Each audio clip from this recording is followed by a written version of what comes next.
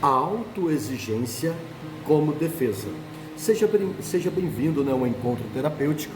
Prazer, eu sou Ricardo Oliveira, psicanalista clínico. Bom, a autoexigência costuma ser sensacionalmente valorizada, disciplinada, tem responsabilidade, alto desempenho. No entanto, na clínica psicanalítica, ela frequentemente aparece não como uma virtude, mas como uma defesa psíquica, uma defesa silenciosa, elogiada, mas profundamente desgastante. O sujeito não descansa, não se autoriza ao erro e vive sobre constantes cobranças internas e muitas das vezes sem perceber de onde isso vem. E o que é a autoexigência na perspectiva da psicanálise? Na psicanálise, a autoexigência está extremamente ligada à formação do superego. Ela surge quando o sujeito internaliza uma voz crítica que exige perfeição, controle e desempenho constante.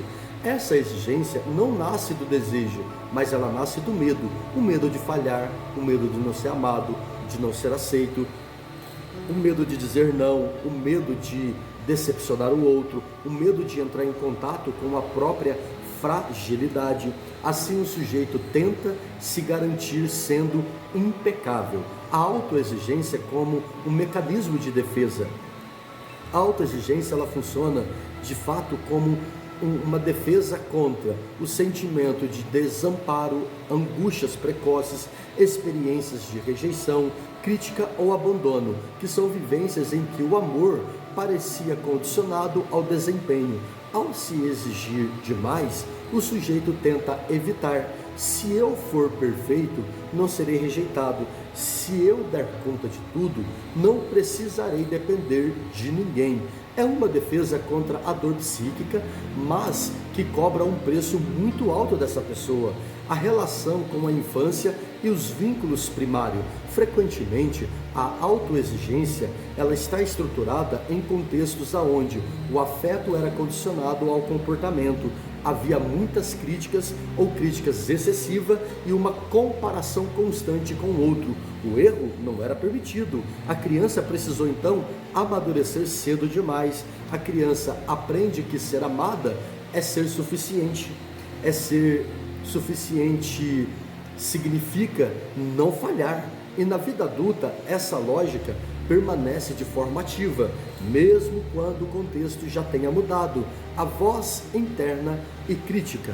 A autoexigência se manifesta como uma voz interna, porém severa para com aquela pessoa. Minimiza a conquista, nunca se satisfaz com o que tem, transforma descanso em culpa, confunde valor pessoal com produtividade. E essa voz não é o eu verdadeiro, mas é uma herança psíquica. A autoexigência, como a ansiedade e o adoecimento, quando a autoexigência governa o sujeito, surgem frequentemente ansiedades constantes, sensação de insuficiência, esgotamento emocional, dificuldade de desfrutar, sintomas depressivo ou psicossomático, e o sujeito faz muito, mas sente pouco, produz, mas não se reconhece, e há uma diferença entre o desejo e exigência. Na clínica é fundamental diferenciar.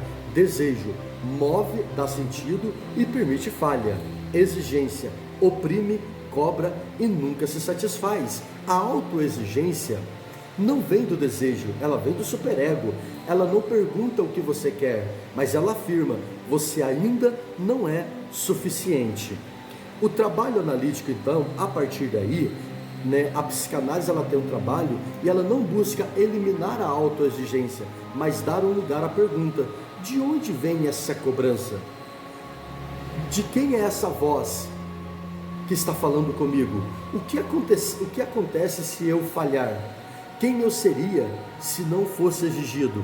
Ao nomear a defesa, o sujeito pode, pouco a pouco, se separar dessa voz e construir uma relação mais ética com o seu próprio desejo. A autoexigência pode parecer força, mas muitas das vezes é medo disfarçado de controle. Ela protege, mas também aprisiona. Na clínica, o caminho não é ser menos responsável, mas menos cruel com você mesmo, porque saúde psíquica não é perfeição, é poder existir sem estar o tempo todo sendo aprovado.